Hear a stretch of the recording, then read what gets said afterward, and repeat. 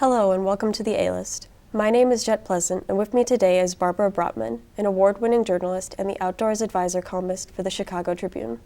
Well, first of all, thank you for joining me today, Barbara. Could you tell me a little bit about how you achieved your position at the Tribune? Sure, and thanks for having me. I appreciate it.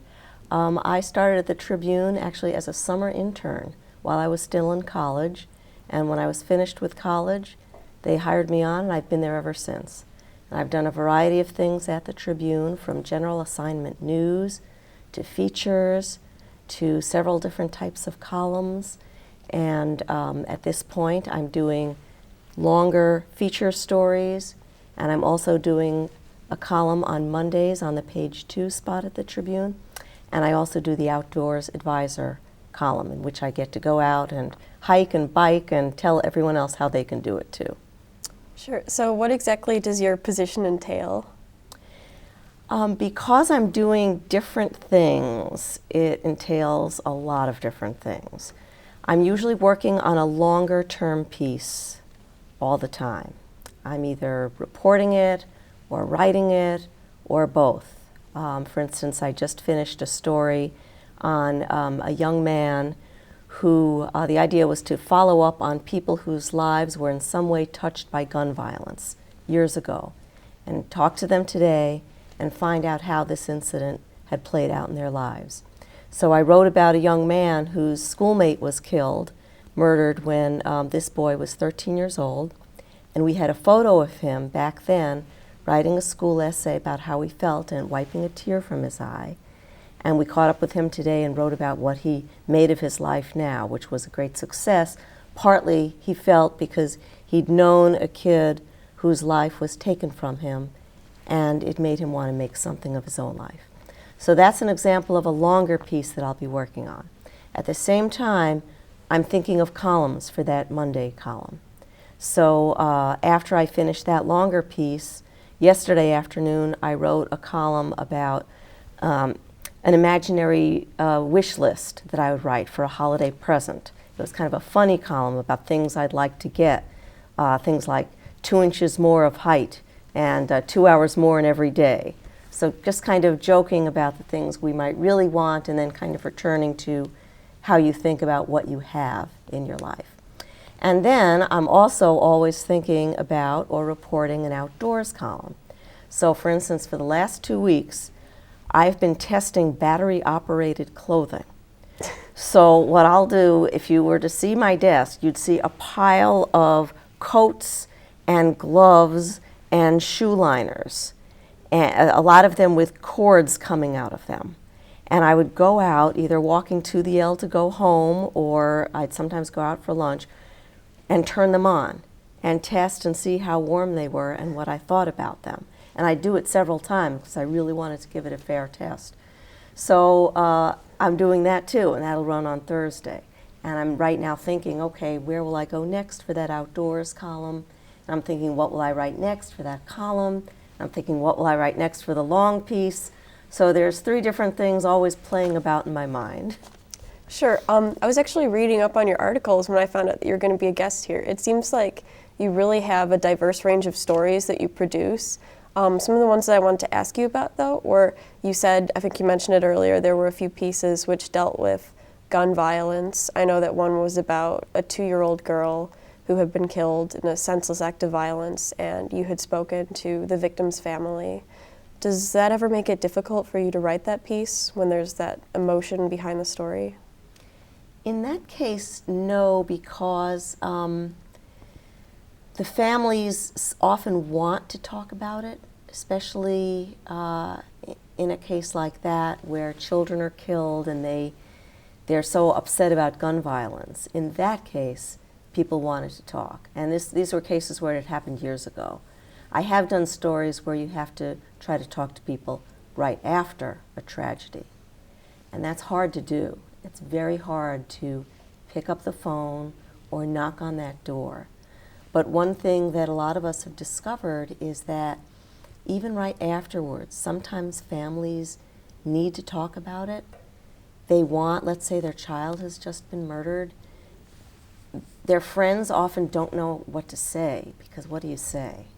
and yet these people feel a need to talk about, my child lived, my child was important, I want people to know something about my child, and they find it some kind of relief to talk, even to a reporter. So it depends. Some things are very hard to talk about. I've done stories that get into some very intimate matters, and I'm not talking about sexual, but I'm thinking about a story I did where I followed a man who was dying through his death and through his conversations with a hospice chaplain. And that is a very personal, intimate, and intense moment. And I felt very privileged to be allowed to be there to witness it. And I know that afterwards some of the family's friends asked, why did you agree to participate? I mean, the man had died, but I mean, asked his widow, why did you agree to participate in this? But I think that they felt that it did honor to the gentleman who died, and it certainly helped a lot of readers. I can't tell you how much mail we got about that, of people who felt like now they'd gotten a window into what it was like to die, and how to talk to people about death, and how to talk to their families about it. And it did do a public good. So I think looking back, they were glad that they had done it, as even though it had let a stranger into their life. And you won an award for that piece, did you not? Yes, a number of awards for that. And what was especially gratifying, though, was to hear from people, even literally years later, saying, you know, my father died last week, and I remembered your story. I thought about your story, and I knew what to expect, and it was a comfort to me. That was really a gratifying thing. Yeah, it must be so satisfying just to be able to provide people with that. Journalism really is one of those careers where you can touch a lot of people. So you've been working at the Tribune for more than 30 years now. How has that experience shaped your life? It really is my life. You know, I think a lot of us feel that there's no separation, really. I love what I do so much that it's an enormous part of who I am, and I think I went into it partly because of the kind of person I am. A lot of us who went into this, we feel more comfortable being observers. I know I do. Sometimes people will say, well, don't you want to be a participant in things instead of just watching? And no, I don't. I think it's fascinating to watch. I love it. That fits with me as a person, and it's part of the reason I became a journalist. So it's very meaningful for me to have had the opportunity to do this, and also I love to write, which doesn't mean that I always love to write. A lot of times I sit down and I am tormented, but I just love to play with words, and it's been a great opportunity to be able to do that for this length of time. Did you always know that you wanted to be a writer? I think I did, but I didn't know exactly how. My mother was an advertising writer, so I was around it early. And I used to go into her office and sit at her typewriter and pretend I was a writer. And then when I went to college, I joined the school newspaper. Knowing nothing about journalism, I just kind of wanted something to do and to meet some other kids. And I loved it. I just loved it. And I couldn't believe that there was this thing you could do, this way that you could write, and someone would print what you wrote, and your name would be on it, and you would get paid. I mean, not at the school level, but that when you got out in the real world, you could actually make a living at this. I was stunned and thrilled, and that was it. I was just in love, and I knew that that was what I wanted to do. Your husband, he actually works for the Chicago Tribune, doesn't he, as a photographer? Yeah, he's a Tribune photographer, Chuck Berman. We met on the job. A number of friends have also met their spouses on the job, and we've worked together over the years on stories, and most of the time it's fine, although I remember we once did a story where we were going out. I was doing something on some artists whose project was to find old cars at junkyards and turn it into art, and he was shooting it, and he kept ordering me to get out of his way. And I kept getting peeved at him because I needed to be close enough to hear them, what they were saying as they were going through this junkyard. And he wanted to be close enough to shoot them, and he wanted me out of the shot. So we kind of groused at each other for a while over that. But most of the time, we're perfectly civil with each other. Just a little artistic differences. Yeah. Sure. Well, you have 2 daughters now, right? Yes, they went to OPRF, and they're now in college. Do you feel that having children has changed your perspective on any of the stories that you write? I think it affected me in a lot of ways. For one thing, I found it really hard actually to even read stories about child abuse. I just found it so painful, and I suspect I might have steered myself away from some stories. Some stories I steered my way towards because of them. Actually, parents are always afraid of anything happening to their child, and I did a story interviewing parents whose children died. But it sounds like I'm very death obsessed. But it was sort of a way of writing about a parent's worst fear.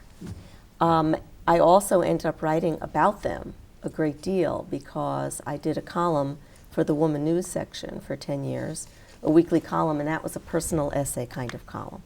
And it was a lot about families, about raising my kids, so they were very much in that. And I also did a story kind of inspired by them in which I took the SAT as an adult. And this is that story, and I actually reported it here at your school because this is where I took the SAT. Oh. I showed up one morning with everyone else one Saturday morning to take the SAT, and I was standing there in a stairwell with all the students who were staring at me, wondering who brought their mom, what I was doing there.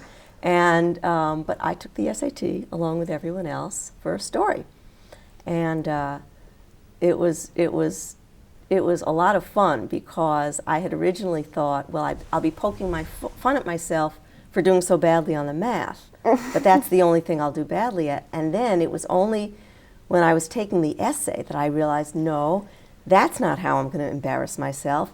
I'm going to embarrass myself if I do badly on the essay, because how embarrassing is that? And in fact, I didn't do so well on the essay, which made for a better story. I ended up writing about how I'd gotten kind of some mediocre grades from some of the graders, and I'd actually called them, had them reread it, explained what I did wrong. It was kind of a fun story, but that was directly inspired by hanging around my kids who are taking the SAT and ACT. Sure. One of the things that I actually wanted to get your opinion on, there's a lot of talk right now about how journalism is going through a transitional phase, how it's shifting away from print journalism into online web pages and other forms of media. Do you agree with that journalism is going through transitions? Oh, yeah. The journalism is in a state of radical change, very radical. And the Chicago Tribune is very deeply affected by it. We do a great deal of work online now. It's a huge part of what we do. We give our news in all sorts of platforms. And the future is a little unclear. Everyone is going to the web, but the question everyone at every newspaper has is how to make money at it. A newspaper or any journalistic enterprise needs money to pay reporters, to pay for reporting, and so far it's unclear how we're going to make enough money online to do that. I think there will always be a role for print, but greater minds than mine are wrestling with this problem, and it certainly has changed things at the Chicago Tribune and every newspaper radically. Sure. I heard that actually one of your hobbies was that you enjoy hiking. Is that true? Oh, yeah. I got into that when I went for a journalism fellowship at Stanford. And in California, it's the most beautiful part of the country. And so when I came back here, I thought, oh, you know, poor me, I'm back in Chicago, it's flat, no mountains, woe is me.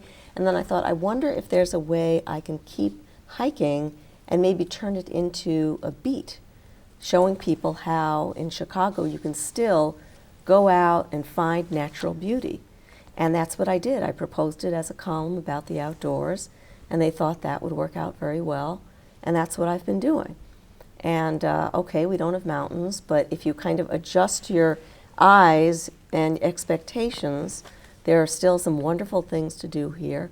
And that column is a great joy to me because it encourages me to get outside and keep doing things, and I get to write about them. So it's really been a way to turn something I love into something I can share with readers. Well, that's the greatest thing anyone can ever ask for as a journalist. Well, I'm afraid that's all we have time for today on the A-List, but thank you so much, Barbara, for joining me and being my guest. My pleasure. Thanks for having me. Thank you very much. Thank you, and tune in next time on the A-List.